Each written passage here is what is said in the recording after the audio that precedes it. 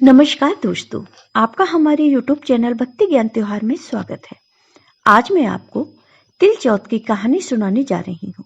अगर आपको ये कहानी पसंद आए तो कमेंट बॉक्स में भगवान गणेश की जय अवश्य लिखिए।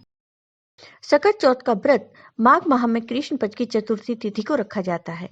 इस दिन भगवान गणेश की पूजा की जाती है। मान्यता है कि इस दिन पूजन और व्रत का पालन करने से संतान की आयु में वृद्धि होती है।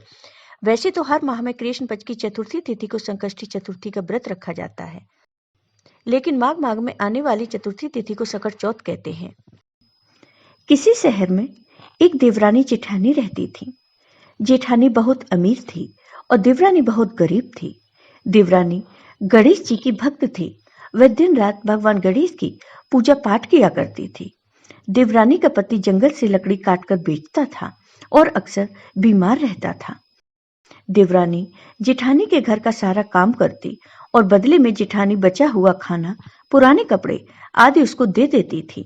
इसी से देवरानी का परिवार चल रहा था। माघ महीने में देवरानी ने तिल चौथ का व्रत किया।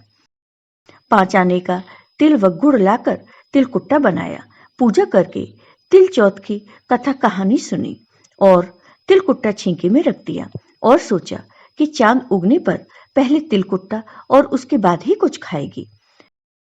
कहानी सुनकर वह जेठानी के यहाँ चली गई। खाना बनाकर जेठानी के बच्चों से खाना खाने को कहा तो बच्चे बोले, माँ ने व्रत किया है और माँ भूखी है। जब माँ खाना खाएंगी तभी हम खाना खाएंगे। फिर वह जेठ जी के पास गई और जेठ जी से खाना खाने को कहा तो जेठ जी बोले, मैं अकेला नहीं खाऊंगा। जब चांद निकलेगा तब सब खाएंगे, तभी मैं खाऊंगा।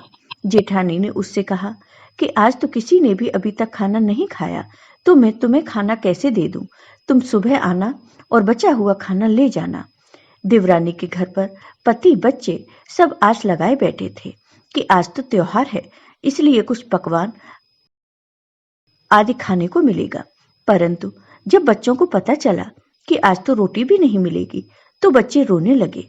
उसके पति को भी बहुत गुस्सा आया और वह कहने लगा, सारा दिन काम करके भी 2 रोटी नहीं ला सकती हो, तो काम क्यों करती हो? पति ने गुस्से में आकर पत्नी को कपड़े धोने के धोबने से मारा।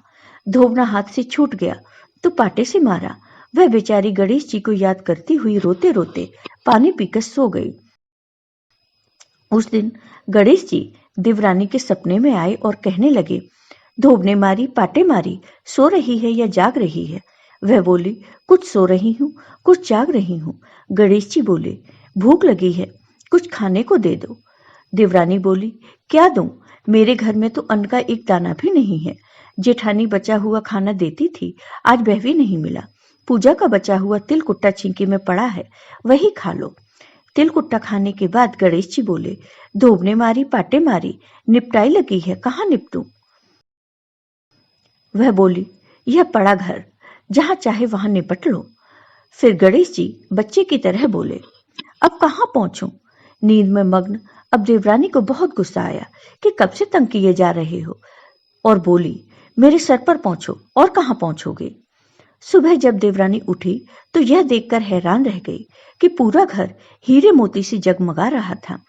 सिर पर जहां गणेश जी पहुंचने कर गए थे, वहां हीरे के टीके व बिंदी जगमगा रहे थे। उस दिन देवरानी जेठानी के यहाँ काम करने नहीं गई। बड़ी देर तक राह देखने के बाद जेठानी ने बच्चों को देवरानी को बुलाने के लिए भेजा। जेठानी ने सोचा, कल खाना नहीं दिया, इसलिए शायद देवरानी बुरा मान गई है। बच्चे बुलाने गए और बोले, चाची चलो, माँ ने बुलाया है, सारा काम पड़ा है। देवरानी ने जवाब दिया कि अब इसकी जरूरत नहीं है, भगवान गणेश की कृपा से घर में सब भरपूर है। बच्चों ने घर आकर माँ को बताया कि चाची का तो पूरा घर हीरे मोतियों से जगमगा रहा है। जेठानी दौड़ती हुई देवरानी के पास गई और बोली कि यह सब कैसे हुआ। देवरानी ने उसके साथ जो भी हुआ था वह सब अपनी जेठानी को बता दिया। घर लौटकर जेठानी अपने पति से कहने लगी कि आप मुझे धोबने और पाटे से मारो। उसका पति बोला कि भली मानस, मैंने कभी तुम पर हाथ नहीं उठाया, मैं तुम्हें धोबने और पाटे से कैसे मार सकता हूँ? वह नहीं मानी और जिद करने लगी। मजबूरन पति को उसे मारना पड़ा। उसने ढेर सारा घी डालकर चूरमा बनाया और छींके में रखकर सो गई। रात को चौथ विनायक जी सपने में आए और कहने लगे, भूख लगी है, क्या खाऊं? जेठानी ने कहा, हे गणेश जी महाराज, मेरी देवरानी के यहाँ तो आपने सूखा तिलकुट्टा खाया था। मैंने तो झरते घी का चूरमा बनाकर आपके लिए छींके में रखा है। फल और मेवे भी रखे हैं, जो चाहे खा लीजिए। बाल स्वरूप गणेश जी बोले, अब निमटू कहाँ? जेठानी बोली, उसके यहाँ तो टूटी फूटी झोंपड़ी थी, मेरे यहाँ तो कंचन के महल हैं, जहाँ चाहो वहां निपटो। फिर गणेश जी ने पूछा, अब पहुंचू कहाँ? जेठानी बोली, मेरे ललाट पर बड़ी सी बिंदी लगाकर पहुंच लो। धन की भूखी जेठानी सुबह बहुत जल्दी उठ गई। सोचा घर हीरे जवाहरात से भर चुका होगा, पर देखा तो पूरे घर में गंदगी फैली हुई थी। तेज बदबू आ रही थी। उसके सिर पर भी बहुत गंदगी लगी हुई थी। उसने कहा, हे गणेश जी महाराज, यह आपने क्या किया? मुझसे रूठे और देवरानी पर टूटे। जेठानी ने घर की सफाई करने की बहुत कोशिश की, परंतु गंदगी और ज्यादा फैल गई। जेठानी के पति को मालूम चला तो वह बहुत गुस्सा हुआ और बोला, तेरे पास इतना सब कुछ था, फिर भी तेरा मन नहीं भरा।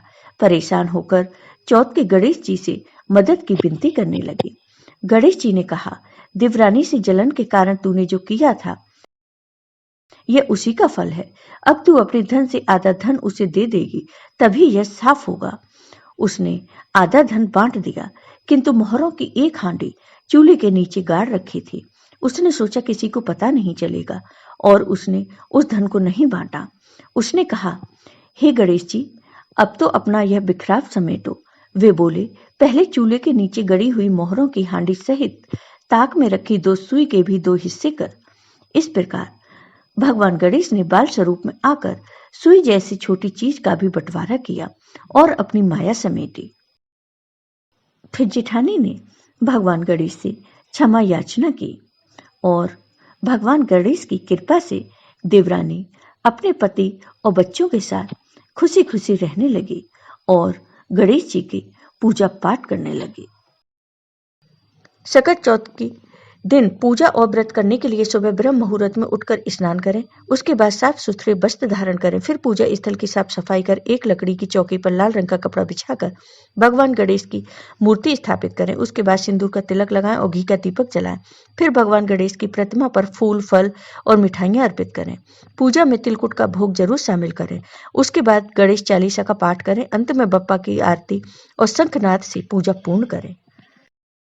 सकट चौथ के दिन चंद्रमा की पूजा करने के बाद ही व्रत पूर्ण माना जाता है। इस दिन चंद्रोदय का समय रात 9:09 पर होगा। जय हो भगवान गणेश की।